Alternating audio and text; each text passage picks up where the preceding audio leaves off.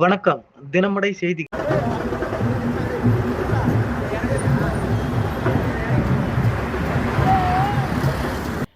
சென்னையில் 45 மேற்கு தாம்பரம் கடப்பேரி ஜிஎஸ்டி சாலையில் தாலுகா அலுவலகம் வக்கரகாளியம்மன் ஆலயத்தின் அருகில் பாரதியா இந்து திருக்கோவில்களின் கூட்டமைப்பும் சார்பில் வைக்கப்பட்டுள்ள தலைமை விநாயக பெருமானுக்கு சனிக்கிழமை சிறப்பு அலங்காரம் நடைபெற்றது.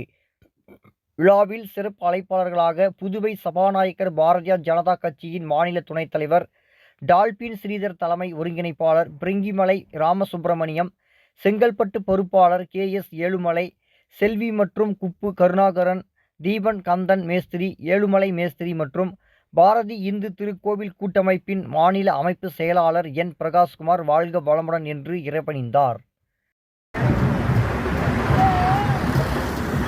தினமடை செய்திகளுக்காக நமது தினமடை ஆசிரியர் டாக்டர் மு. ஹிட்லர் சுந்தர்ராஜன்.